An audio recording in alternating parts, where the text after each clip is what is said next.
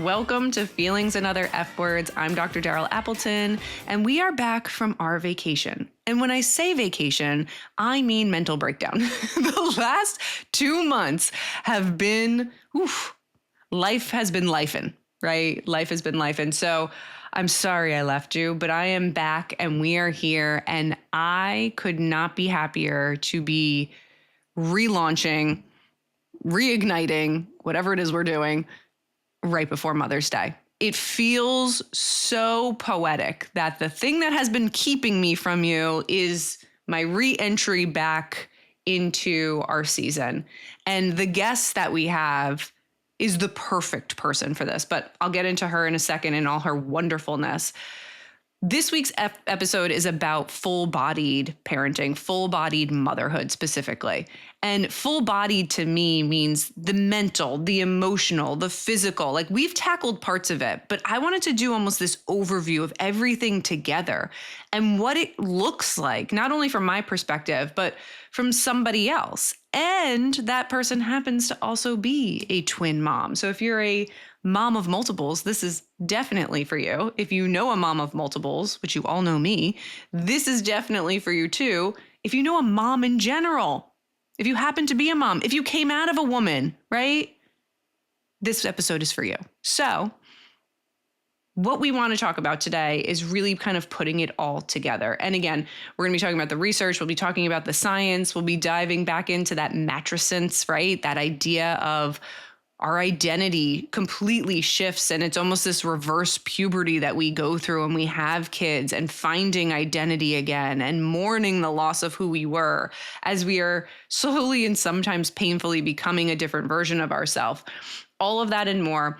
And the guest I have is none other than Miss Lauren Berty. And if you don't know her, immediately go look her up. She's at that twin mama _. I first came in contact with her or introduced to her world during the pandemic. I was pregnant during the pandemic with twins. I found this other twin mom pregnant with twins during the pandemic. Our girls are months apart. So it was so funny just to see somebody living the experience that I lived and being able to showcase it in a way that was so full of humor, so smart. Like she's so creative. It's unbelievable. Again, I cannot wait to share you guys with her. I mean, you probably know her already. She has millions of views. She's not like a hidden gem. She very much is out there. She has a podcast, that Twin Mama podcast, which is amazing. Check that out as well. But what I love about Lauren is that really her mission is to create a place and a space where parents feel seen and heard and empowered. And really, I think a lot of her work challenges social and societal expectations and wants people to be more compassionate and realistic about their approach to parenting. And there's something that resonates with me in that. You all know I love me an authentic human being.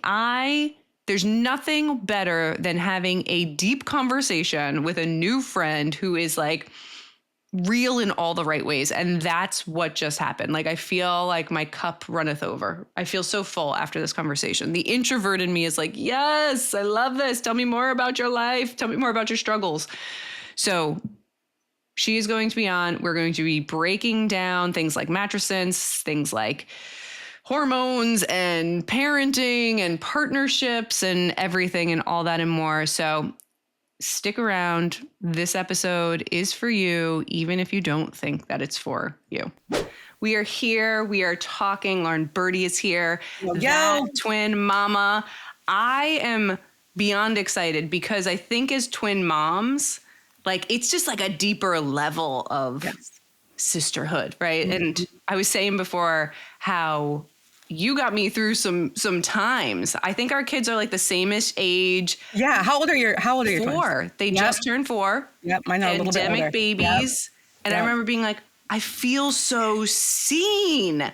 Girl. And I know people probably say that to you all the time, but like, girl, it's true. Like, what made you want to put everything out there? Was it just pandemic stuff? Like, what got you online wanting to share about this? Yeah, so I was private. My husband's a public figure. He's a Grammy Award-winning musician. He's always been the public guy, right? And I was like the private one behind the scenes. I always loved making videos and content. Like I took drama classes in college. I like really dabbled in it when I was even younger.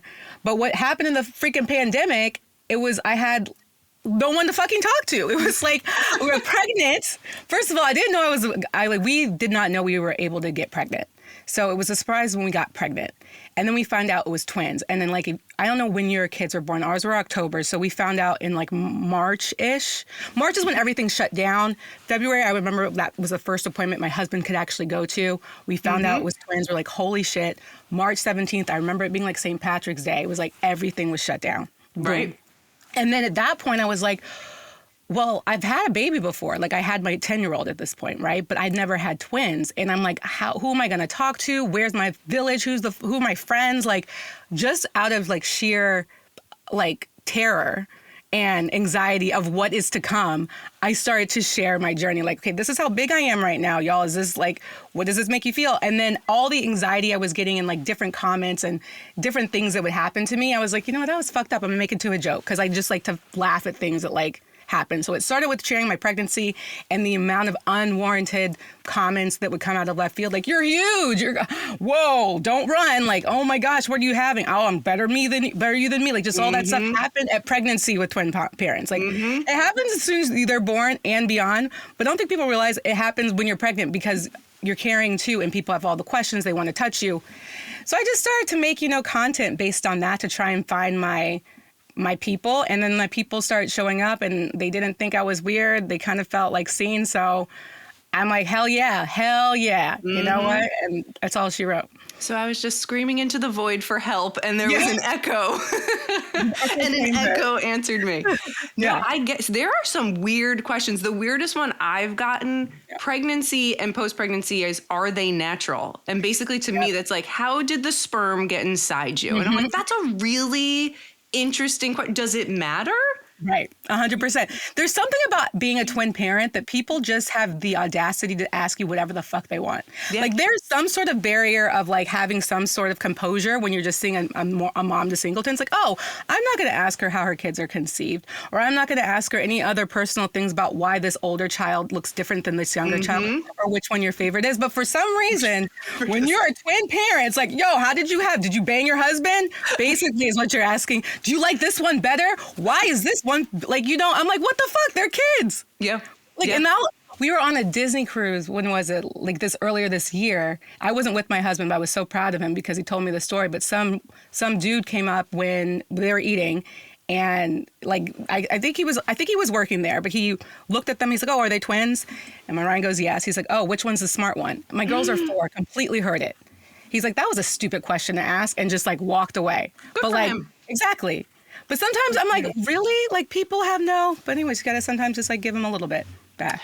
And I do think that there's something about even just getting your kids ready to get out of the house. I found that there was a lot of friction's not the right word, but there was like a lot of my friends were like, well, let's just meet at the park. And I'm like, ma'am, like you're asking me to go into battle and lose a leg like for 45 minutes. And like I felt really, I don't know, just confined to the house, and people didn't understand why I wasn't just like taking my baby and going to the trampoline park and this, because it's more than that. It's 100%. And I think that I struggled with a lot of postpartum depression with my twins. I think as twin parents, like with twin moms especially, we just have a higher percentage of a lot of things, and the risk for that for sure.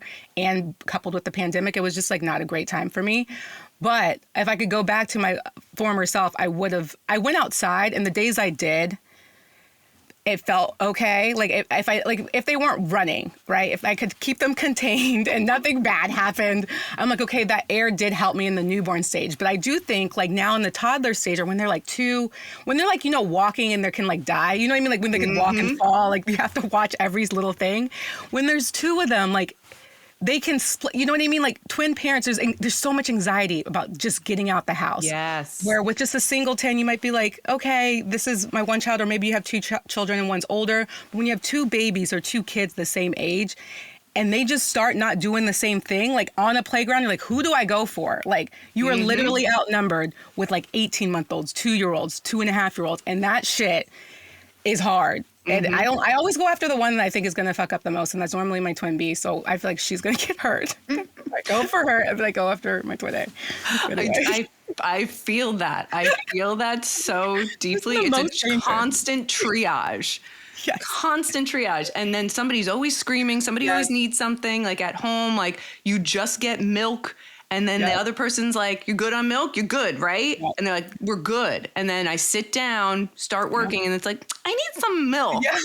I'm like, fuck. Like, I did an episode on being interrupted and how it takes almost 30 minutes to get back into a flow state after being interrupted. And I think having kids, right? Life in general, but especially you had mentioned ADD, ADHD, and like sometimes it takes even longer to get your brain back to like optimal performance. That resonates so much because in everything I do, I was diagnosed with ADD when I was like 14, so I'm one of the OGs in the space, but it definitely got way worse once I had my kids, way worse. But it's interesting, even with work stuff, I'll like have this list of things I'm gonna do. But if something like an email comes in or I get a phone call, I'll address that, but it takes so long to get back to whatever it was I was working on. And like motherhood is no different. And then sometimes my husband or someone that's not in my brain or like a colleague will be like, what did you do? And I'm like, today. I'm like, I really was working this whole day. I was never relaxing, but I only got these couple of things done. And even I like judge myself like, what was I doing? I know I was doing stuff, like, but how come I wasn't more efficient? How come I wasn't more productive? And it's literally the interruption I didn't even think about. Your brain has to take a second to get back. Yeah, it takes like, I think this all the stats I've seen is like 26 minutes and 37 seconds or something wild, like from every interruption to get back on track. And that's for like a non-neurodivergent brain. Is that for like, girl, bye. Then I'm like, I'm probably, who knows what I am. You're just constantly recalibrating, right? Like just... Who knows what the fuck I am then? Hold on, derailed. Need to recalibrate. Give me at least a half hour. I'll be back. Yeah. This podcast can go like off the side. And I think too, like this other thing I've become more like really hyper focused on is this matrescence, which I had no idea that was a word, but it was coined in the 70s. And it's about the shift in identity that moms specifically go through emotionally, biologically, mentally. And this idea, it's like puberty in reverse, like, and it actually takes 2 years per research to feel like yourself again, but it's not even yourself. Like it's a completely dismantled, brand new Lauren and Daryl that like have never existed before. And I think that to me is wild. Did you go through any of that? Did you feel like my identity has shifted and lost or rebuilt? Yeah, 100%. I think like I asked in my stories like a week ago or sometime this week, just like, what do you wish you knew before becoming a mom? And a big theme was that you'll never be the same person again. You'll mourn her for a while. Like, but there's like light. There's like, it was like a theme. Like some people were in it. You'd be like, I'm grieving the person I was. Like you could tell they're in it. They're probably in that 2 year, like what is life? And then some people are like, you'll never be the same person ever again. But it didn't sound like a bad thing. It's just like, it's just a matter of fact. Like you grow. Yeah. My size shoe is now 8.5. It used to be like, it's just a matter of fact. You're just not the same person. It's an evolution. And for me, I definitely went through that. And I'll say two things. I've been in every stage. With my son, girl, so another fun fact for me, we didn't know we could get pregnant with the twins and we did. That's a whole nother story. But with my son, I was pregnant on birth control. Like we were on birth control and I got pregnant, girl. Yeah. So with that, I was 23. I was a baby and I had energy of the gods. I feel like at that point, for sure, like the physical of it was like boom, bam. But like no one around me was having kids. All my friends were not doing that. We just had finished college. And I remember being like, I'm not like any of them. Right now, there was just such a big divide of who I was and who the people surrounding me were. I think it was less dramatic after my son got older. I just figured it out. We got into the groove of things. Fast forward to the twins, right?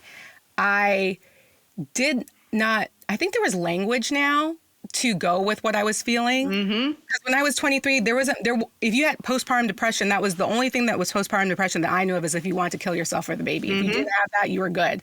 So I didn't even have language. I was going through probably the same things, but I was like, okay, just deal with it.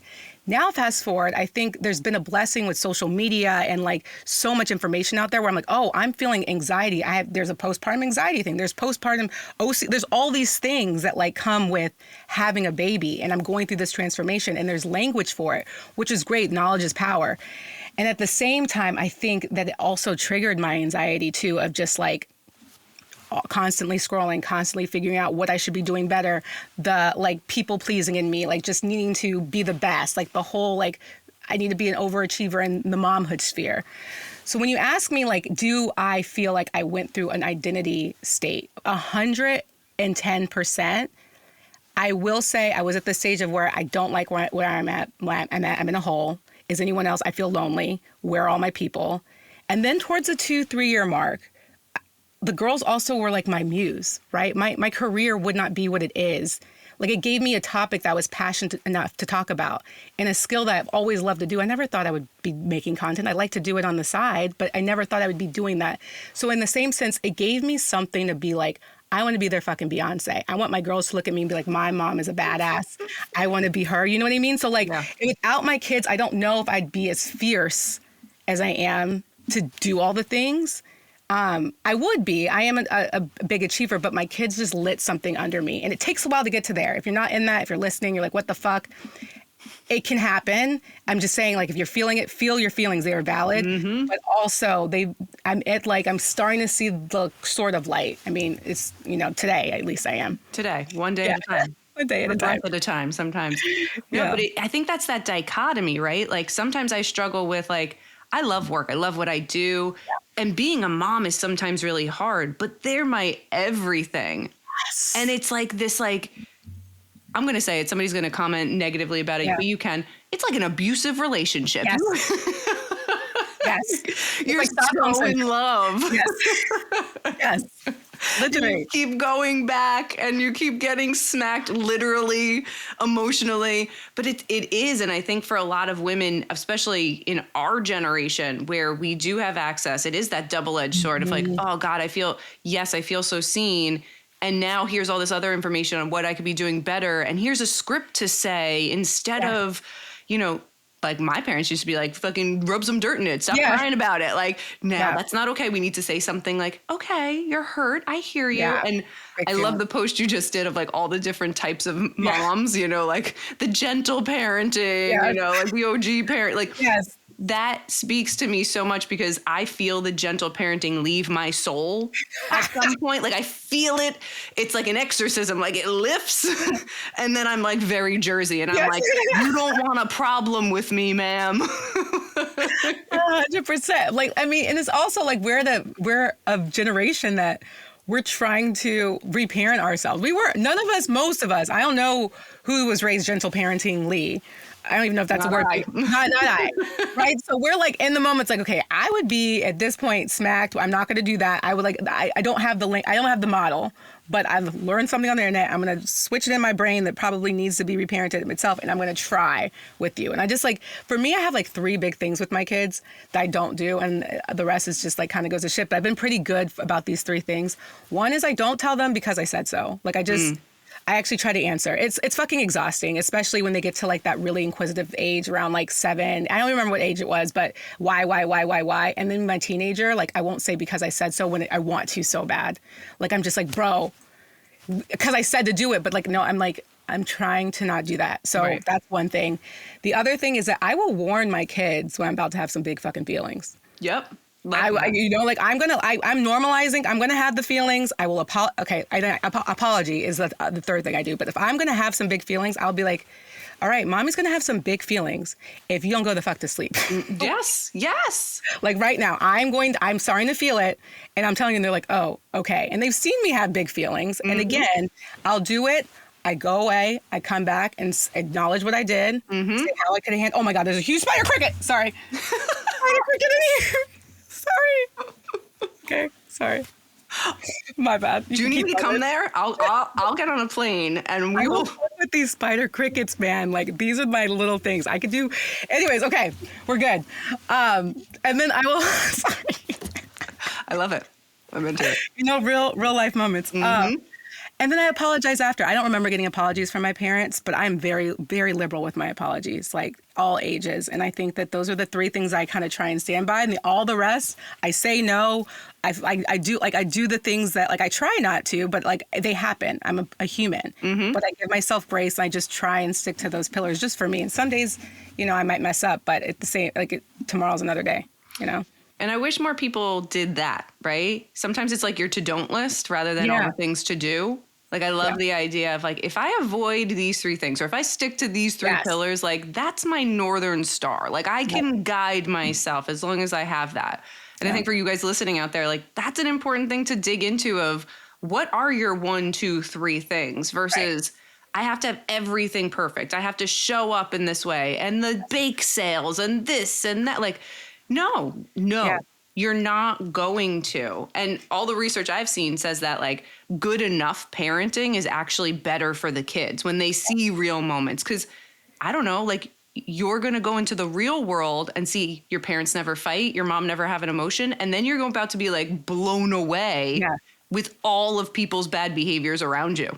Exactly. Because the world is not going to treat your kids like how you think that you are going to be treating them, right? Like, if you gentle, I was having shout out to Daniela Rabbani. I had her on my podcast like a couple weeks ago, and we were just talking about, I don't know, gentle parenting and permissive parenting are two different things, but I just don't know if, like, our generation even knows sometimes the difference. Like, you see these terrors, like these little feral children having no manners at all, making a huge mess at restaurants, not like just unkind to, like, staff or whatever. And I'm like, that's not fucking like, this is not cool. They're going to be raised and they're going to be assholes, I think. 100%.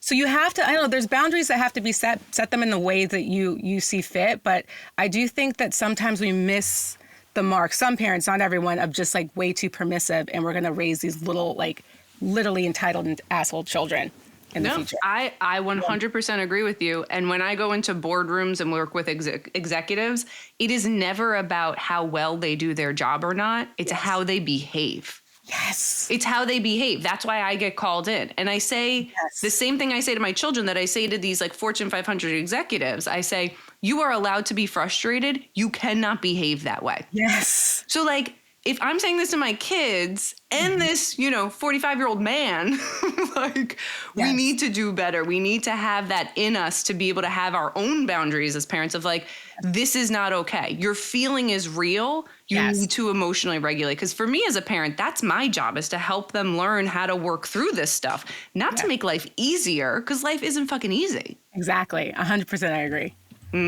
Girl. We're doing the right things, I think. High five to us. We got it right. Rock.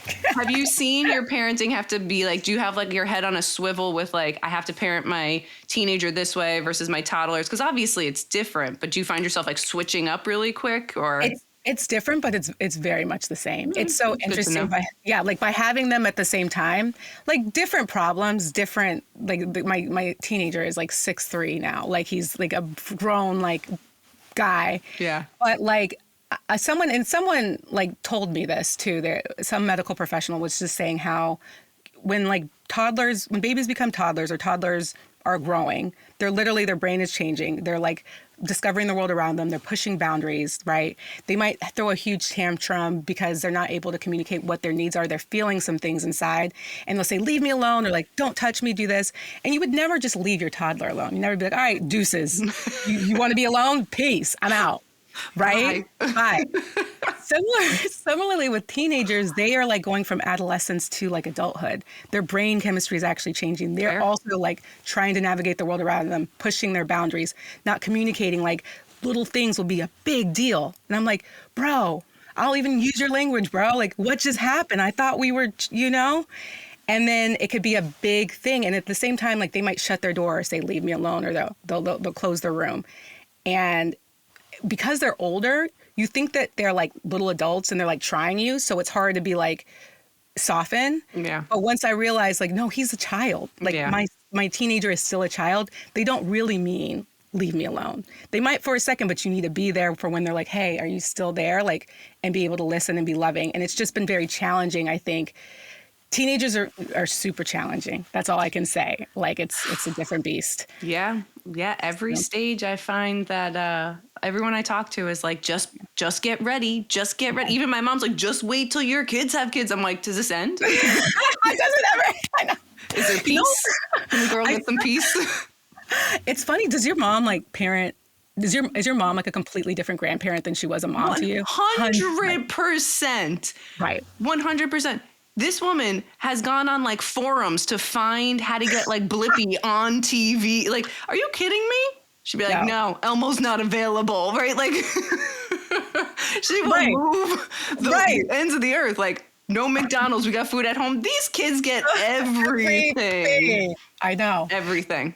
I don't know that woman. I know, right? I'm like, who are you? Like, I was listening to a podcast. I think it was Michelle Obama and like the Wayne's, somebody. Anyways, the quote was, your grandparenting gives you a chance to parent how you probably should have or something, because you're able to like separate, but it gives you a chance to be the parent that you wish you were before. And I was like, oh, that's kind of like tugs at my heartstrings. But it makes sense because when you're in the survival of the trenches, you can't see a bird's eye view a lot. Yeah. Grandparenting, you get that bird's eye view and it's just all love and positive. You know, you get that. Totally. When you're in the trenches and you're in survivor mode, it's hard to be like the fun mom, the present, loving all the time. Yeah, you can't.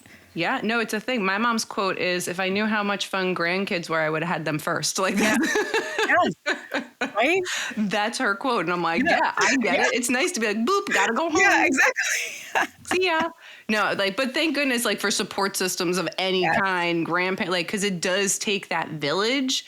I'm still looking, like, you know, like that just peace of mind. And that's why I'm so glad people exist on the internet and you can be friendly with, or you can be like, that relates. Cause I don't know, motherhood is like a full contact sport, but women are expected to act like nothing has happened. Yep. And that to me is like stressful. Yeah. It's a lot. It's wild. I mean, I completely agree. It's like, and you're just supposed to mother like if you are wearing multiple hats, you should mother like you don't. Like that you're just a fully present Betty Crocker, loving everything about being a mom, and also this doting wife who's beautiful and snapbacks and like has whatever pot roast cooking and the whatever. And then also, if you're a CEO of a company, you should be a boss and don't talk about the fact that you have fucking kids. Shut the fuck up.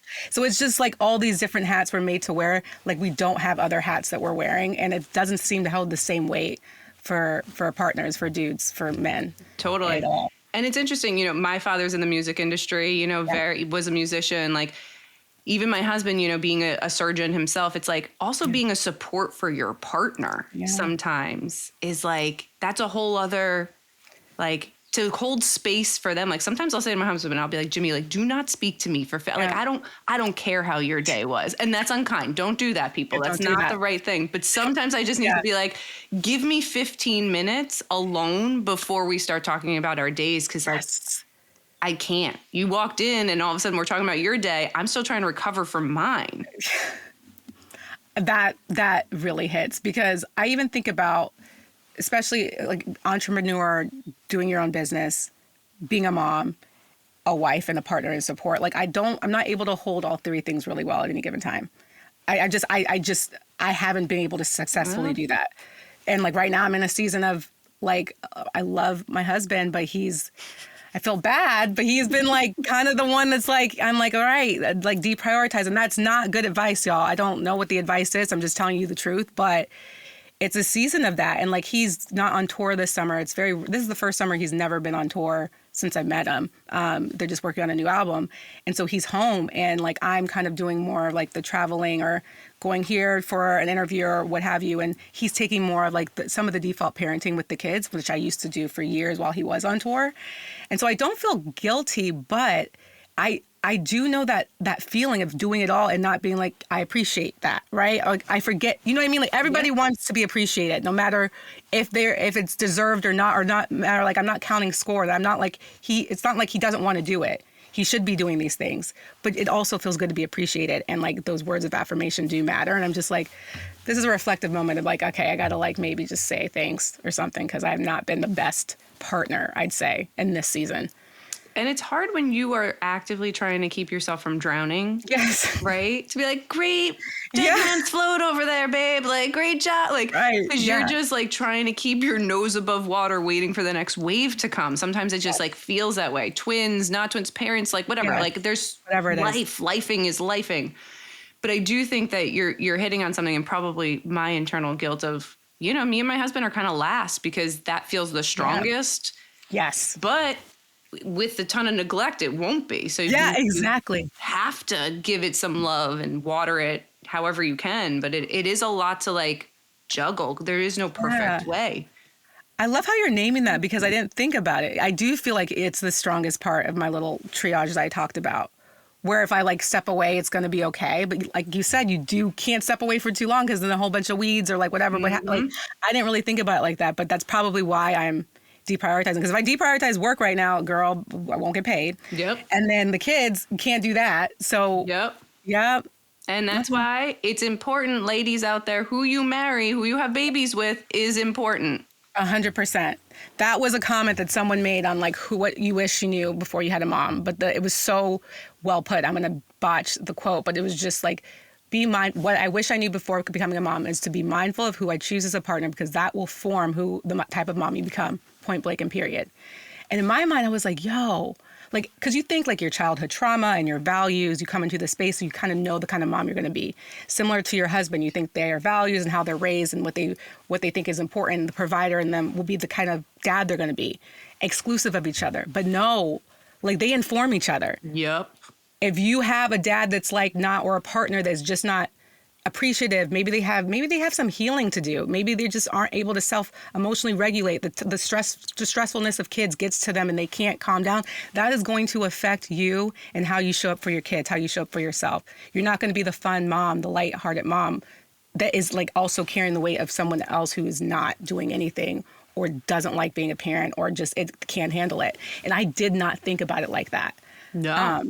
No, God, no. And, there's that old quote of like, let's have a baby. It'll fix the relationship. Like, do not do that. Everyone out there, do not do that. I usually don't like to tell people what not to do. Don't do that, though. I can stand pretty firm. It will not fix your relationship. I promise you. I promise you. You'll just be tethered to an adult child for the rest of your life. Okay? Plus your own. I feel like babies just amplify whatever the hell's going on. It's the stress. So if it's like, it's not going to fix shit. It's just, it amplifies, it will stress out the best of relationships and couples. But also seeing my husband be a dad, it was like, that's pretty fucking sexy. You know what I mean? Yeah. So it did amplify like underneath, but it was still hard and stressful. But if you have stressfulness in your relationship already outside of kids and you bring a kid in, just expect everything to be amplified for at least a season or two. So how do you take care of you? Like, how do you prioritize you so you can pour into everybody else's cup? Like, what do you do? Yeah. So I wish I had a better answer. I want to be the girl that says I meditate and I do yoga and Pilates every week. No, I mean, a lot of times my self-care just looks like remembering to drink water, straight up. Another thing is that I really love music. So I'll just like be in my car and listen to 90s and 2000s hip hop and R&B. Like that will be my self-care. We are balling on a budget lately. So sometimes it just looks like that, like something that I know was what I love to do prior to kids. It's big or small. I try and like make room for that. I like to laugh. I have to laugh every day. If I don't laugh, humor, music, and staying hydrated. A lot of times is what it looks like. And I'm glad that you said that, because so many people will say like yoga, Pilates, charging my crystals, like. And like no shade to them, like good for you, girl. I want to be that girly. Don't get me wrong.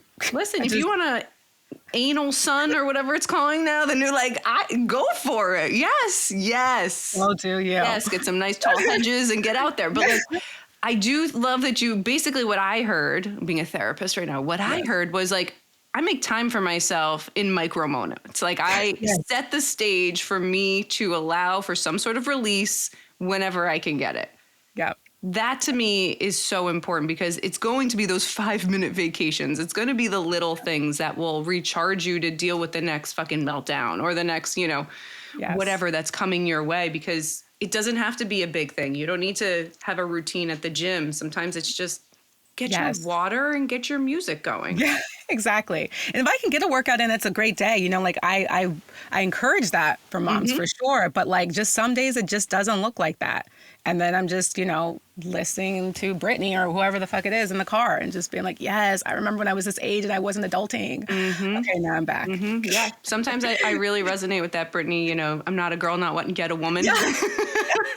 Okay, I'm not going to sing. Sometimes I get really, I'm like, you know what? Like, I'm not there yet. Like, I'm still, my 20-year-old self is still like trying to come out. No, right. I get it. So I want to do this with you as we're closing up. I started to try to get back into journaling, but because I'm so overwhelmed, I can't just look at a blank page. So I started creating prompts for myself. So you and I are going to have some fun. Okay. I want you to finish this sentence. Oh, God. Okay. The parenting hill I will absolutely die on is that sleeping when the baby sleeps is a bullshit advice. You can't fucking do that. Like literally, if someone says sleeps when the baby sleeps, no, bitch, no, I can't. I have shit to do. The baby's sleeping in the car. I'm driving. Do I just fall asleep at the wheel? No, that's stupid advice. I will die on that hill. Love that. Love that. My most irrational mom fear is. Oh. So I don't think it's irrational. You can tell me in your therapist hat. I have a very rational fear of birds. Okay. Seagulls are mean as fuck. Right, exactly. My husband is like nickname is Bird because our last name is Berty. So it's very, the humor's not lost on me, but I am very, like we were in New York just a couple weeks ago and the fucking pigeons, I just thought all the birds were going to like attack us at every given moment. If a bird flies too low, I'm like dodging like it's bullets and it looks funny. But I'll tell you like briefly why I'm afraid of them. Once I was like bit by a goose when I was like 3, which is not that big of a deal. Like I was feeding the goose and it bit me in my hand. Traumatizing. Okay, traumatizing. Okay. But the biggest thing, and I watched the Alfred Hitchcock movie. Wow. But like that's a little scary. Help. But the biggest thing, I just got my license. A bird flew in the car. I was stopped at a stoplight and it killed itself against the dashboard in the window in the car. So yeah, I was bleeding. I jumped out of the car. So I just don't F with birds. I think they're all out to kill us. The end. Listen. I support your lived experience and why you don't like them. So I don't think that's irrational either because you've had some stuff. You've had some stuff happen. And listen, those city pigeons are mean. Like they need to fight. Them and like seagulls at the beach. I don't fuck with those kind of birds. They've been around too many people. They're like a little too bright. And they will dive bomb you and your small child for whatever food they have in their hand. Exactly. No, I'm with you. I'm with you. Appreciate you. The me before motherhood didn't know that. The me before motherhood didn't know that I wasn't going to absolutely love every moment of it. I thought that, like, I knew it was going to be hard, but I thought that, like, it would just, it would come very naturally to me. Like, it just would be like, oh, I'm a mother now. I know these things. Like, right? Like, I'm now, like, just... like arrived, like, you know, Patty Mayonnaise in the Doug movie, right? But like it didn't happen like that. And so I just thought I think the all encompassing is just, I thought I'd be more freaking prepared for everything. And I didn't know also, I think how lonely it was going to be. Like the actual act of creating more life in humans in your life makes you feel lonelier. Doesn't make sense. The math doesn't math. But, yeah, I was a lot of people who I thought were going to be there. I looked to my left and my right and they were no longer there. And I was like, holy shit. All right. I got to count on me and my hubby. And that's it. And I love that you said that because statistically women do feel more lonely after motherhood. And it's like an epidemic, like this loneliness, like, where is it? 88% of people. Wow. Like a decent amount of moms are sitting there feeling like, and even if they do have their tribe, even if they do have their people, alone and lonely are two different things. Yes. And like sometimes you can feel just like I am just completely subservient to these little humans I've created. Like they need me for everything. I can't, there's no room for me. There's no room for what I need. But I think moms getting out, having their own thing, hobby, time in the car, whatever it is, separate water bottle that nobody fucking drinks out of but you is important. Is important. It's a signal. And also I think also society just doesn't prepare us how to support moms. Like if you, or anybody, like if you lose somebody close to you, people don't know how to show up for people who are grieving. Like they just don't know how. Like if you are a caretaker to an elder, like your parents or something like that, people don't know how to support you unless they've been in it. right? And then motherhood is no different. So I don't fault like my friends or my people who did not know how to show up for me. I was the first mom out of our whole friend group. But it just sucks that like we don't prioritize that in our society, even like share that knowledge unless you're in it. And then I get all these phone calls once my friends became moms like, oh my God, I'm so sorry. Shit, you were probably really lonely. This is hard. I'm like, it's all good, girl. Welcome to the club. Come on in, you know? Come on in, put your messy bun on and Yep. put your phone on loud because it's about to go off with Right. somebody needing you.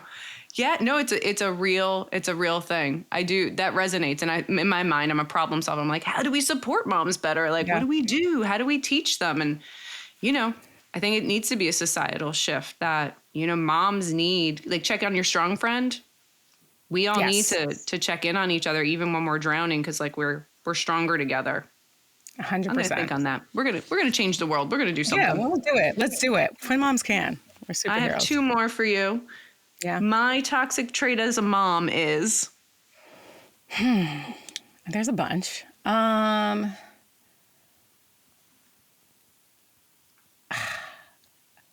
would say I'm like very. I don't know, my toxic trait. So I don't know if it's a toxic trait, but like I'm like here for it. Well, my husband would say it is, but like I'm all about my morning cuddles in the morning, right? And so when the girls come in and they get into our bed and we're like all snuggled up and everything, then I like to sing a song or do something. This is like my fun. It's not toxic at all, but it's like this fun trait. But then I don't have them leave. Like I would love my kids to be in bed with me every night. Like it's weird. I like to cuddle. I like the smells. I like all that kind of stuff. And my husband, obviously that's not great for our relationship, going back to the original thought about like prioritizing him. So it's not a toxic trait. I think it would be like a quality that most moms would be like, oh, that means you're a good mom. But like right now it's becoming like literally not that great for our marriage, like kind of thing. So I'm just like, I'm not a kicker out of the bed. They can sleep in it. If they piss in the bed, I'll just change I'm just like, I like my kids in my bed. And maybe that's my anxiety thinking that someone's going to come in, they're on the first level and like get them somehow. Those like birds are crying. What's yours? I feel like that wasn't a good one. What's yours? Mine is I stuff cookies in my mouth and they're like, what are you eating? And I'm like, nothing. Okay. That's good. Okay. That's like makes more sense. Okay, I do. Like, I am not lying. That makes more sense. I do hide like ice cream and like empty, I hide ice cream and empty like frozen vegetables. Oh, that's like, smart. It's smart. I know. Oh, that's smart. Hopefully my teenage doesn't hear that. But yeah, I take like the empty, like broccoli is not empty. It's with like my favorite chocolate ice cream hidden in something I know no one will ever get or like look for. See what motherhood has done to us? We turn into deceitful, gluttonous scavenger creatures. There's like, you know, trying to carve out whatever space we can in the freezer. Yeah, no. I mean, I like that trait of yours. I think it's nice to want your kids around, but everything is a double-edged sword, right? Yeah, it's like sword. I was not like that before. I don't know what happened, but well, the birds, really. We'll blame the birds. The fucking birds. The last one here, and then we'll close it all up, even though I could talk to you all day, and I mean that sincerely. The unsolicited advice I actually kept was... Ooh.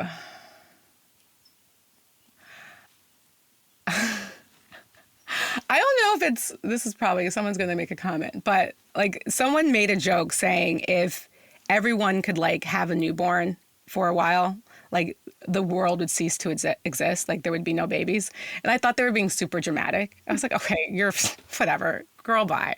But then I was like, oh, maybe like if someone actually could feel exactly what it is like before loving your kid, again, because we love our kids. Like the thing about the momhood, like people like Chappell Roan came out and said like, it just looks like it sucks. And like, yeah, I get it. If you're not a mom, it probably does. We don't like, we're starting to like change the needle of like, yes, it's amazing, but like, we're not just talking about the amazingness. It's good to talk about the hard stuff, but they might just hear the hard stuff.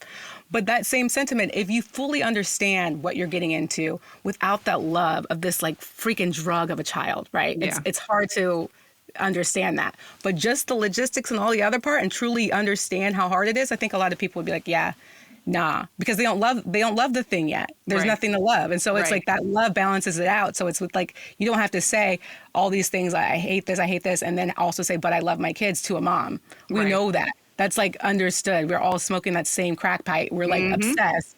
But it's, the shit's hard. So that person wasn't exaggerating, I don't think. Without the love of the kid, it's not like, it's like, whoa, yeah. That might because not if be you do look at motherhood in a vacuum, it looks pretty bad. Like it looks, it's not a retreat I want to sign up for.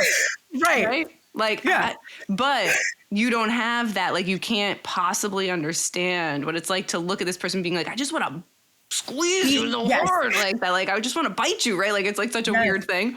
It is. But it's true. And that's where the abusive relationship comes in. It's like, Stockholm syndrome, all the way. We're in it. Going back. Yeah, I think my favorite piece of unsolicited advice is you can't fix stupid.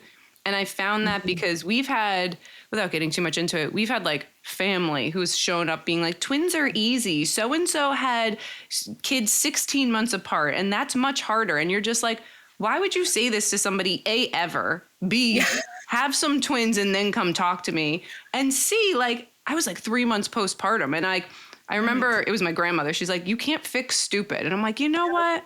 That's like really good advice where like sometimes like you just got to let people be stupid over all the way over there. And like, you're not going to fix it. Nothing you're going to do is going to fix that. You just got to keep it moving. Yeah, I love that. And we should take that advice for every unsolicited comment and question that we get going out with our twins, because there's a lot of that. There's a lot of stupidness. And especially with twin parents, there's a magnet. Like, come on, I have to say this. Exactly. Yeah, I love I'm that. with it. I'm with it. Final question, Miss Berty. What is your favorite F word? I mean, the first one that comes to mind, I've said it like 20 times on this podcast, but I feel like I want to think of another one. You're allowed. Because, I mean, in case you guys are wondering, the word I'm thinking about is fuck.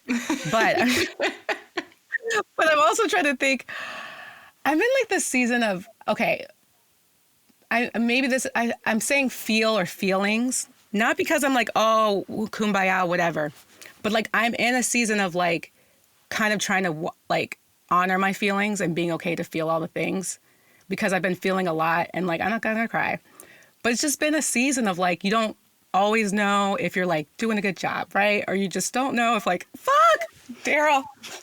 It's an occupational hazard, like, right? Like, I think people just like come like on an airplane, people will sit next to me and cry. It's just like crying, the therapy. Yeah. I'm like gonna lie down on this fucking couch with this freaking spider cricket. But no, I think it's okay to feel the feelings. I think our society often wants us to numb them. Like, don't feel this. Like, don't like be okay. You're okay. Just be like, keep sweet, whatever. Like, just be good.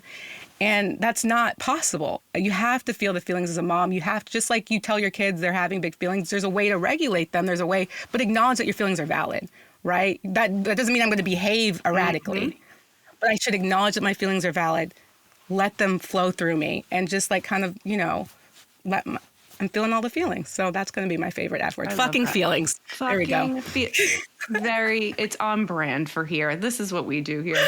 And I love that you said that. And I love you're being so vulnerable, because I think more moms, more people, more dads, more supports need to hear that just because we do it all doesn't mean we should do it all. And just because we don't look like we're feeling anything doesn't mean we're not.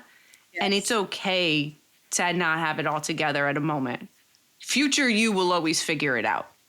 Yes. And that's an important thing to lean into. Yes. Because I do think, like, to that point, like, we used to glamorize the struggle. Like, I think, like, basically in the 90s, it's like, my mom did this and worked 3 jobs, never complained, and was with my dad. Like she was a victim. Yeah, country song. Yeah, exactly. Exactly. Like, that wasn't a flex. And so, like, I'm all for not glamorizing the struggle and understanding that, like, it's okay to not, that's not cool. Right. That's not being superhuman. We are that, but that's not a flex. Like, you need to be taking care of you, and, like, pour into this Mother's Day. I know we're coming up on Mother's Day if this airs, and just hopefully y'all are able to get some rest or have somebody to support and just acknowledge how fucking amazing you are and feeling all the fucking feelings. I love that. I love it. Where can people find you? Where can they connect with you? How can they connect with you? Yeah, so I'm that twin mama _ someone else has that name on Instagram. And then I'm that twin mama on TikTok and YouTube. I have a podcast. It's entitled That Twin Mama Podcast. And that's also on YouTube and Spotify and Apple Music. Our season 2 is coming to an end by this summer, but season 3, I want to have you on, by the way. Let's do it. We'll be launching in the fall. So definitely there's going to be some big celebs on that one. I'm very excited. I can't say who, but that one will be a big one. And they have a merch line coming out for twin moms, for mom stuff. It should be happening this summer. So yes, girl. I'll send you some Sign me shit. up to all the newsletters. I'm in. Take my credit card. I love it. And I love you. You are the best. Everyone go check her out. Follow her. If you're becoming a mom, if you are a mom, if you're not a mom, if you're a support, check out this woman. She's amazing. She's hilarious. And I am so happy that I found you because you have saved my days, my life in more than one way. So I adore you. Thank you so much. And for all of you, don't forget to like, follow, subscribe, and we'll see you the next episode of Feelings and Other F Words. Peace. Don't forget to like, follow, and subscribe on Apple Podcasts, Spotify, or wherever you get your podcasts.